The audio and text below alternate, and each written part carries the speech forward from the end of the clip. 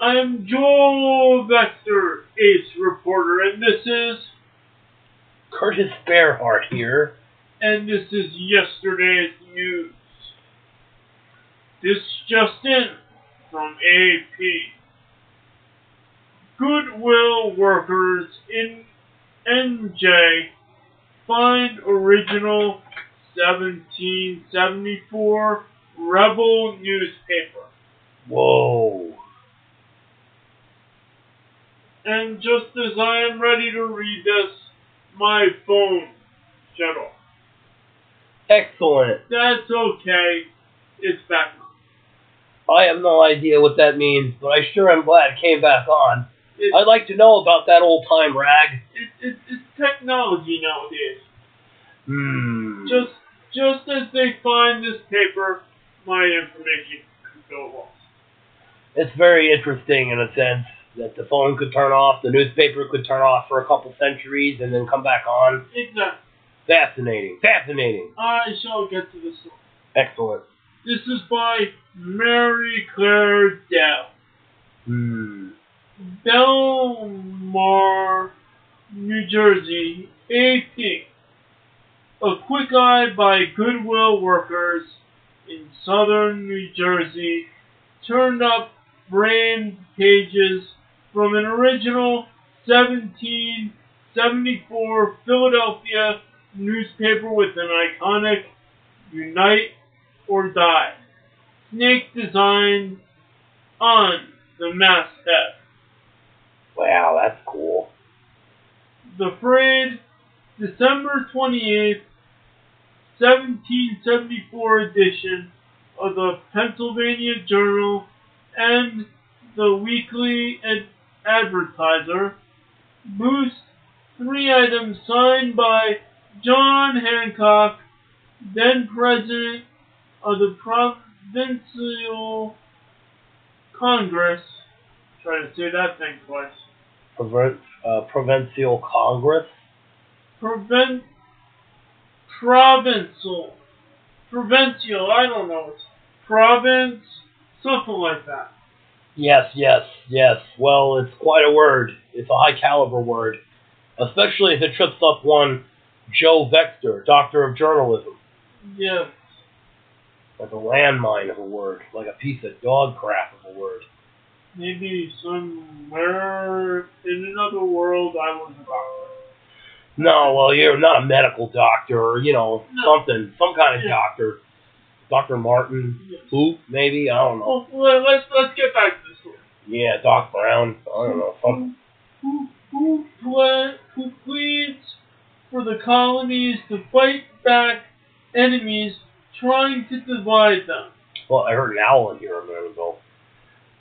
Oh. The enemies trying to divide them would be what? The British Empire? Maybe, I don't know. Yeah, I'm pretty sure. So. Yeah, that sounds about right. That's what was happening back then. Yes. Many moons ago. Yes. Centuries, in fact. Too many centuries. Well, a couple, I've heard.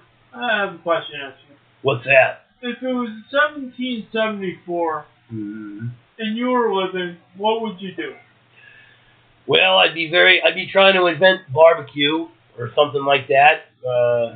I don't know. Whatever's missing from that time. I don't know. Maybe I'd be a farmer. Maybe I'd be a blacksmith. They say I have prodigious upper body strength, so probably one of those things. I'm not exactly sure. I'd probably chalk up my teeth and powder my wig like all those other guys did, You know what I would be doing? What's that? I would be hanging out at the local pub, trying to write myself a story. And if we got caught by the British, we'd probably just be hanging by a local pub from a rope, All I know is I would be on the rope. Yeah. Well, the point is we'd get roped into some kind of a revolutionary thing, you know what I mean? And as the story goes, a jumble of small advertisements offer rewards for a lost horse or a runaway apprentice, while another insists The poster will no longer pay his misbehaving wife's debts. Ooh, this got spicy. Yeah, well, there was scandal then, too. Probably more so. Misbehaving wife's debts. Well, maybe, I don't know, speculation on what the wife was doing. Well, I would probably say gambling, probably outrageous shopping, putting her family into hock because she can't stop from buying and indebting herself. I mean, back then, they were trying to flee from the British Empire's centralized money and power. Maybe, just maybe, she was misbehaving and she was stealing from a store for a pot, and she couldn't pay him back. Well, it's possible, but like I said, if I had to guess, probably too much clothes, too much jewelry, too much gambling, She weren't doing that from giving it to the poor. I'll tell you that for nothing. Okay, let's get back to the story. Yeah, we're getting sidetracked. Yeah, we're getting sidetracked right here. It's a sidetracky kind of day, folks, so just hold on for dear life, as it were. This topic is just a field day for us, so we're just having fun. I mean, just the notion of finding a newspaper that's centuries old and figuring out what those silly geeks back then were publishing.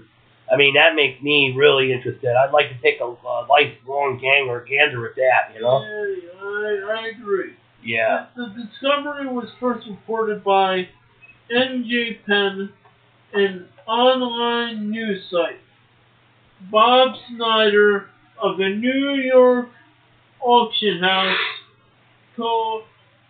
Pasco says the Rebel newspaper shows how everyone was good and mad at the British just months before the Revolutionary War began. The masthead design is a variant of the Join or Die political cartoon credited to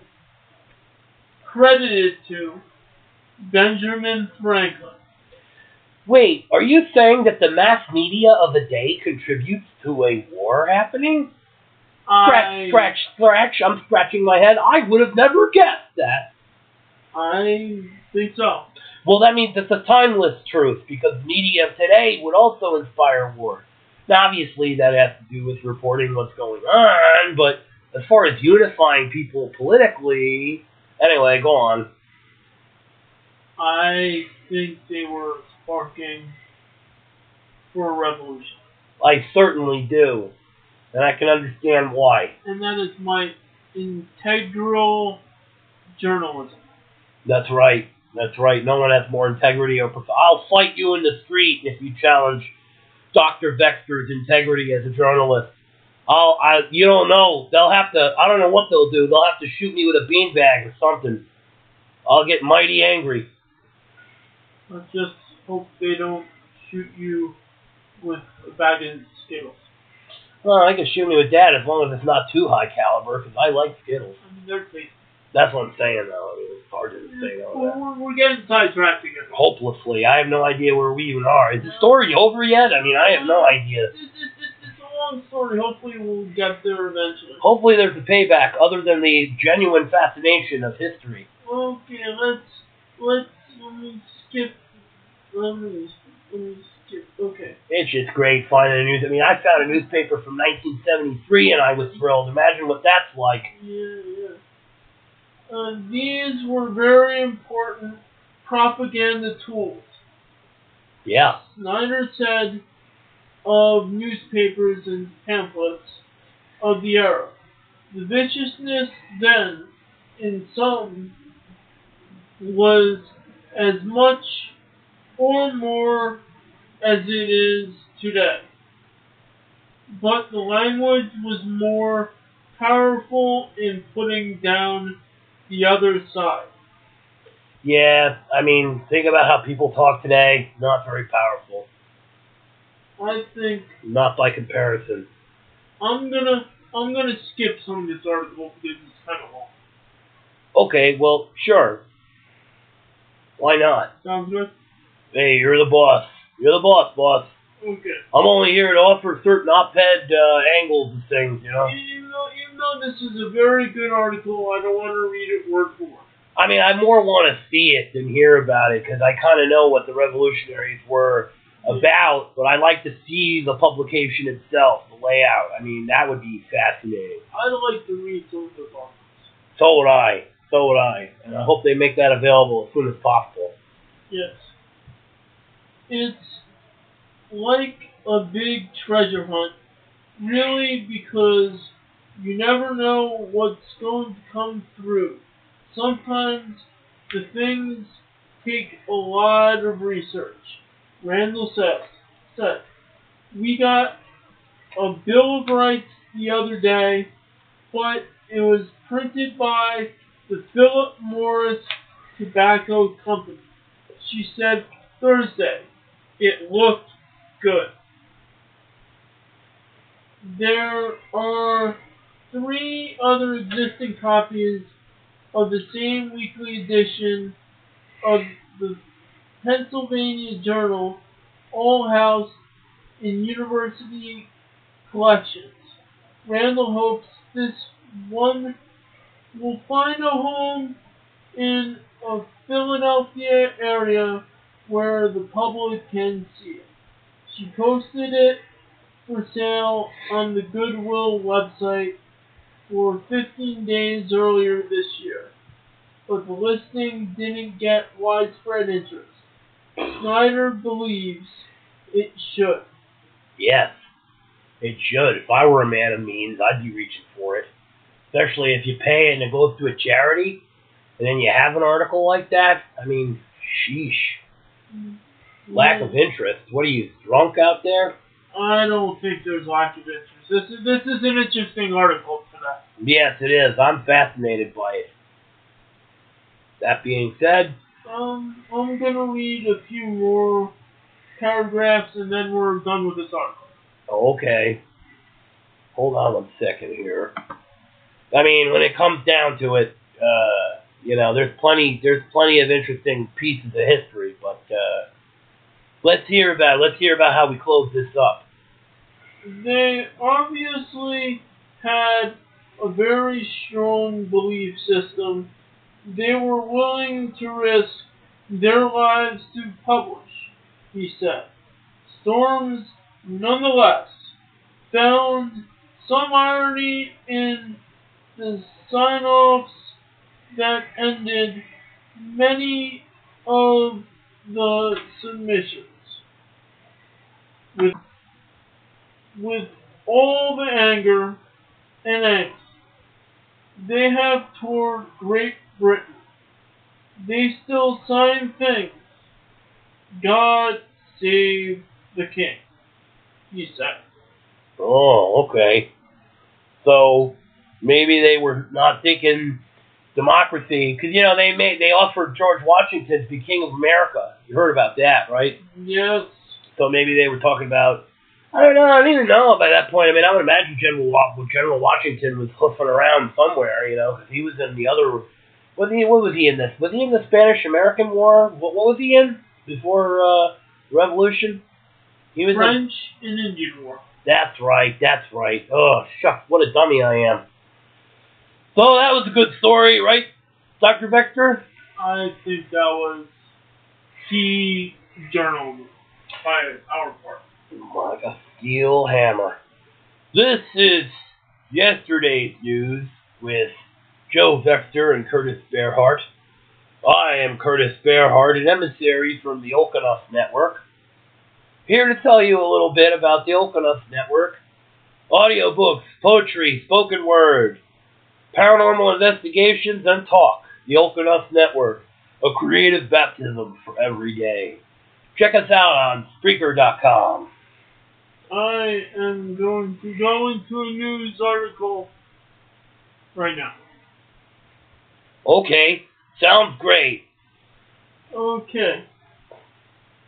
What a break. Man's fall leads to hospital. Lottery pool win. Okay.